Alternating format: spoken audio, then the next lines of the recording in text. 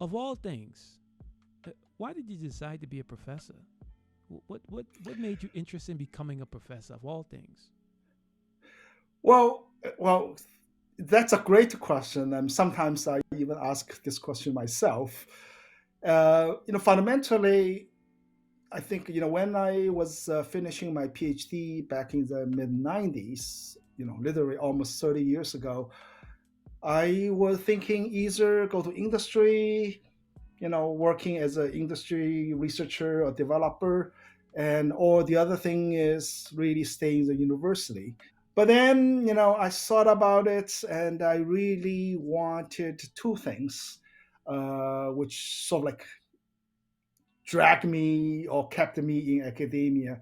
One was in industry, you sort of like, do whatever the company wants you to do. Versus in university, you have a lot more freedom. Did you imagine? Was it called artificial intelligence back then? Well, great question. Actually, so I did my PhD, at the late '80s through mid '90s. Uh huh. And back then, the artificial intelligence was really a taboo word. Okay, and it's so-called as the AI winter.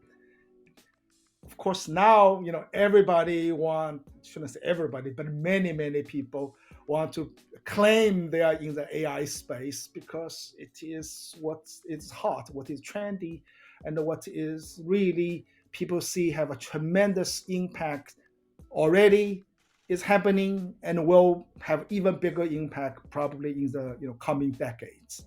I mean, I'm 57 years old, so people my age will start to, need to have more regular checkups, have the EKG measured, have the Mm-hmm. blood work done at least yearly, and so I mean, it's already known that look at the EKGs of our heart.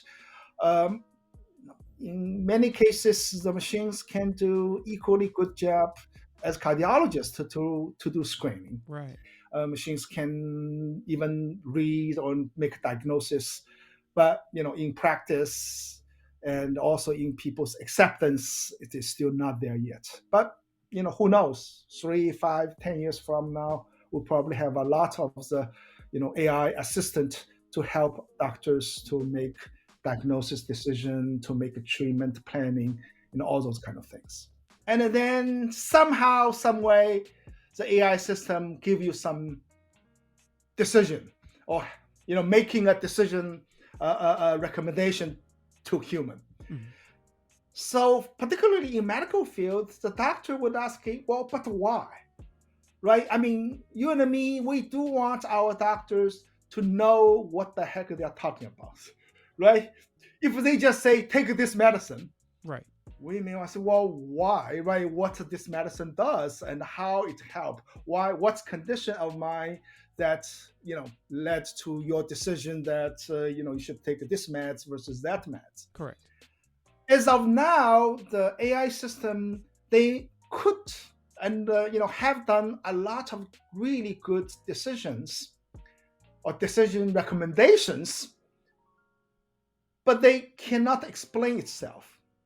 And so that's why many AI researchers over the last 2 3 years are start to work on the questions called explainable AI.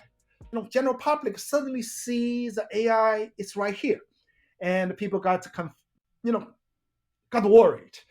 So that's what I have been thinking about this and have been thinking about what we should do as a society to really deal with this new age where AI becomes part of our life.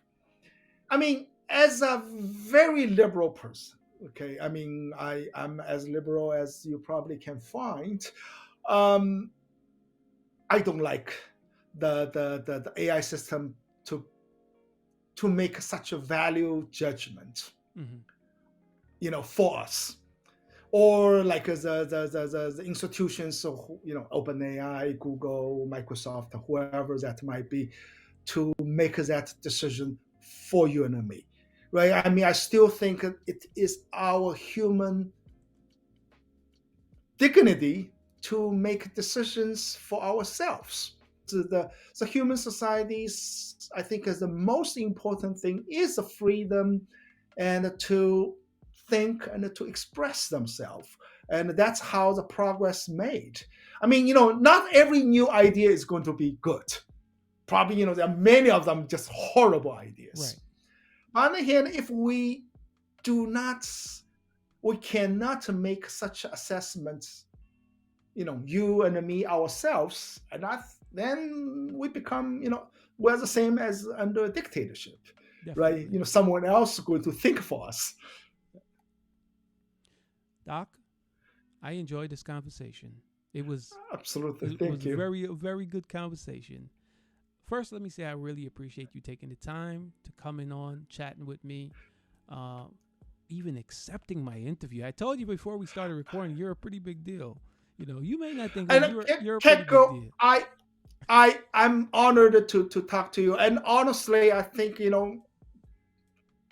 your questions are of very, very, very high level. And I'm not trying to be nice.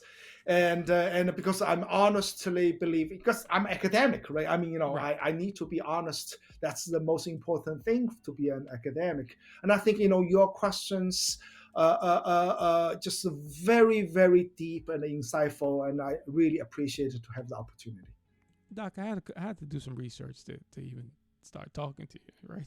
I had to do my homework. Thank you. Sorry about that. I couldn't come on here and start winging it. I can't do that.